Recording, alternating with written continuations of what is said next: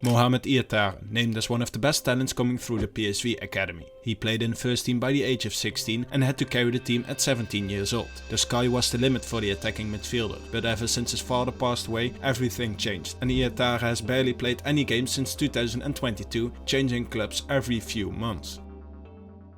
Mohamed Ihattaren made his debut for PSV when he was just 16 years old. He immediately became one of the youngest players to play for the Dutch side, and he actually claimed a unique record as he went from the under-19 team of PSV straight to the first team. He hadn't even made his debut for the under-23 team yet. This showed how big of a talent Ihattaren was. He played in 12 Eredivisie matches in the 2018-19 season, and the start of the following season looked promising as Ihattaren scored his first Eredivisie and European goals, giving a few assists as well. Ihattaren showed his qualities, with nice dribbling moves, great passes and by scoring nice goals as well. Of course, it was still very early stages in his career, but all the positive signs were there. He looked like the next big talent who would develop well at PSV and eventually make a huge transfer to one of the biggest clubs in the world. But in early October of 2019, everything changed for the 17-year-old. Whilst Ihattaren broke into the first team and showed huge potential in a few months before, his father was heavily ill during this period, and on the 6th of October he sadly passed away. As PSV had a match later that day, there was a minute silence for the tragic death of Ihattaren's father,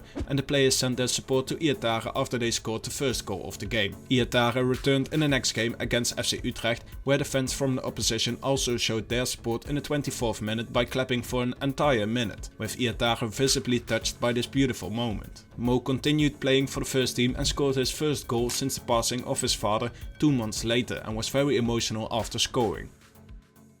Besides Ihattaren, PSV had a few other key players in their team during this season. Daniel Malen, Ritsu Doan and Denzel Dumfries were very important as well. But injuries ruled out Malen and Doan, causing attacking problems for PSV throughout the season. Everyone's hopes were invested on a 17-year-old Ihattaren to create something out of nowhere, with hardly any quality players in front or besides him on the pitch. But of course it was impossible for Ihattaren to carry the team on his back at such a young age. Furthermore, PSV had one of the worst seasons in their club history. Manager and club legend Mark van Bommel was fired after 17 games. But instead of this being a turning point for the better, it all went further downhill, as fans stormed into the main entrance after a 1-1 draw against FC Twente in January. The lowest point of the season was when PSV were in a 5th position after 22 games, even behind surprise package Willem II, who were having a fantastic season. But the club from Eindhoven managed to win the next few games and get a point against Feyenoord. They managed to climb up to 4th place after 26 games. Then COVID struck, which ended the season early. A few months before the end of the season, Ihattaren made a huge decision to play for the Dutch national team instead of Morocco. With him missing the first few international games because of his father's passing, he was once again called up later for the matches against Spain and the United States, but COVID ruined the chance of giving Ihattaren his debut for the Netherlands. After more than 5 months, football finally started again in the Netherlands in September with the new 2020-21 season. But after having received criticism during the long summer break, Ihattaren returned to PSV being overweight. He also hardly showed anything during pre-season, and there were doubts about his discipline and mentality. He was seen slumped on the bench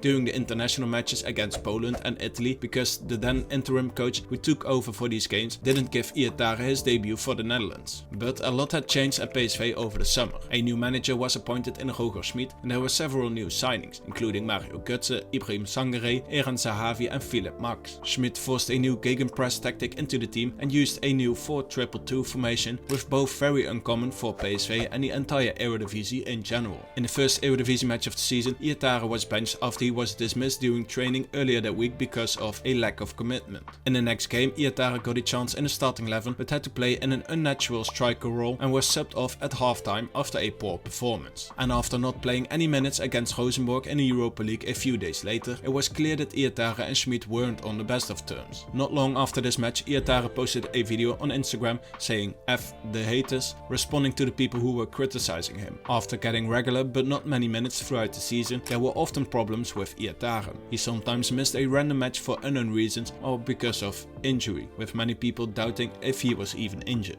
A few months later in December, Ihattaren scored his first goal of the season. He gave Schmidt a hug after scoring, with many people believing they had finally cleared up their issues. Ihattaren also managed to score in the next match, but over the course of the next months he was once again missing a few games for being injured or ill. An hour before the clash against rivals Ajax, PSV released a statement saying the entire staff, squad and and board tried everything to support and help Ihattaren over the last period to become important for the club. He didn't take that chance. PSV has hereby decided that Ihattaren is not a part of the squad this weekend. Manager Schmidt also responded by saying that Ihattaren didn't act like a professional footballer during training on Thursday. A lack of commitment and discipline. That's why we took this decision. Ihattaren eventually made minutes again in the next few games. And when he scored his first goal since the release of the statement, he responded to the critics and haters by saying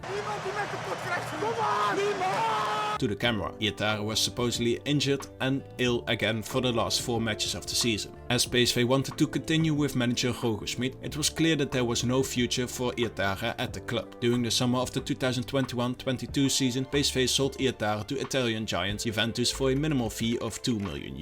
Juventus immediately loaned the 19-year-old to Sampdoria and felt like they had set up a good plan for him. First, he would have to improve his fitness levels, get consistent minutes and find his best form at Sampdoria to eventually return to Juventus the next season. But it all went the complete opposite direction. After being on the bench for the first Serie A match against Inter and not getting any minutes, Ihattaren was supposedly injured for the next few matches, but was also quickly left out of the squad until January. And Sampdoria actually couldn't get in contact with Ihattaren since October, with no response from the player or his agency whatsoever. Halfway through January of 2022, Ihattaren responded for the first time on a situation at Sampdoria in an interview. He mentioned that Sampdoria didn't pay him his wages and that nothing was arranged about his insurances or bank accounts. But Sampdoria quickly responded in a statement that these were accusations based on no evidence and were made up lies. Of course, Ihattaren's story at Sampdoria was over after this. With 0 minutes at Sampdoria, Juventus found a new club who wanted to loan him. And you might think, which club would even want him now? Well,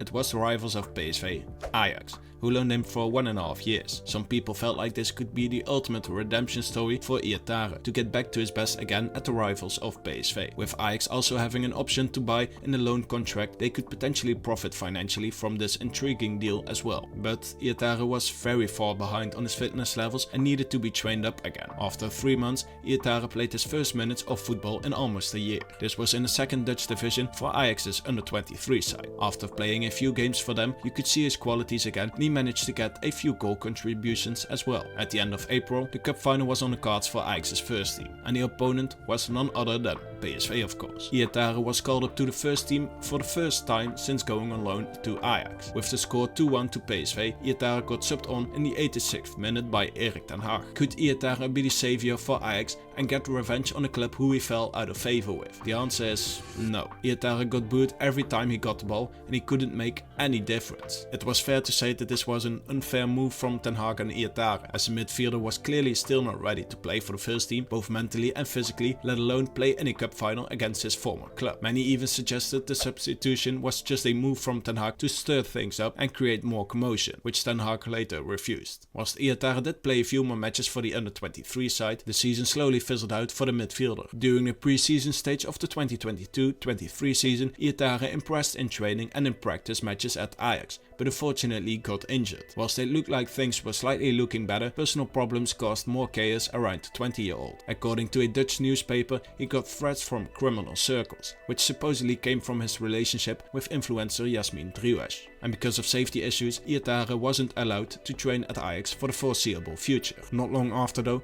Ihattaren got engaged with Jasmin, but because the criminal circuit was linked with his new fiancée, Ihattaren's Porsche car went up in flames, a week after his brother's car was set on fire as well. Sometime later, Ihattaren was once again training at Ajax, but trained separately from the squad. Ajax didn't register him for the Champions League either, which told the story that Ihattaren was once again far off getting into the first team. At the end of October, Ajax already announced they were sending Ihattaren back to Juventus in January, which was half a season earlier than expected when they signed him on a 1.5-year loan deal. Shortly after, former Ajax player Wesley Sneijder said he was going to help Ihattaren get back on the right track, in the hopes of him still succeeding as a footballer. He knows this is his last chance, said Sneijder. But not even 2 weeks later, and Sneijder already quit. The former international said Ihattaren was taking it seriously for 2 days and that he did have the passion and excitement, but still couldn't put his mind to it. In November of 2022, Ihattaren was arrested because of serious threats. A few months later, in February of 2023, Ihattaren was once again arrested, now on suspicion of abusing his then ex-girlfriend Jasmin. As Ihattaren's loan period at Ajax had ended, he was technically still a Juventus Juventus player for the second half of the season, but his contract was terminated at the end of the season at the Italian Giants. Of course, without playing any minutes for the first team or even the under-23 team. Whilst the former wonderkid hadn't played a match in over a year, there were still some teams interested in his services, in the hopes of him eventually reaching his potential. A few days after his contract termination at Juventus, newly promoted Turkish Super League side Samsunspor signed Ihattaren. With the fans of the club giving him a warm welcome, it looked like this could be a fresh new start for the 21-year-old, being in a completely new country and out of the spotlight. But his contract was already terminated 2 days later, because Ihattaren and his agents talked for extra fees that weren't agreed on in the contract, with Samsunspor making a hard decision by terminating his contract immediately. It took almost half a season of Ihattaren not having a club, but at the start of December in 2023, Slavia Prague signed him. It was made clear from the start that he would be training separately in order to get him back to the fitness levels he needs to be before playing for the first team. However, Ihattaren was prosecuted in January of this year for abuse and threats on his current wife, Yasmin, which I mentioned earlier, and was reported back in October of 2022. Yes, it's the same girl who he got engaged to, had broken up with, and is now married with. At the end of March 2024, Ihattaren left Slavia Prague with immediate effect. He was allegedly spotted with a laughing gas balloon after his wife had allegedly left him. So in 3 months' time, Ihattaren once again ruined a good chance to get back into the footballing world by having issues in his private life. It looked like this was the end of Mohamed Ihattaren as a professional footballer, but half a year later, after being released by Slavia Prague, he managed to get a contract with Eredivisie side RaatjeFC. They are currently last in the Eredivisie with no points after 8 games, but the club is known to sign players with a rough edge, so to speak. As they also have striker Michiel Kramer at the club, but also had former wonderkid Zakaria Bakali playing in the Eredivisie again. After first weighing 120 kilos and getting down to 85 kilos, a 24/7 guidance team around him, and working hard on the training pitch, Ihattaren made a comeback. In the Eredivisie match against his former club, Ajax, Ihattaren played a professional football match again for the first time in almost 2.5 years. Whilst he hasn't been able to be a big influence in just the 30 minutes of playing time he has gotten in the last 2 games, the situation around Ihattaren at least looks a lot better and at least gives football fans a slight bit of hope of seeing the now 22-year-old midfielder potentially getting at least somewhat of a footballing career. If you made it to the end of this video, then let me know if you think this potential last chance at RaatjeFC will be a success. Subscribe to my channel for more, and I will see you at the next video.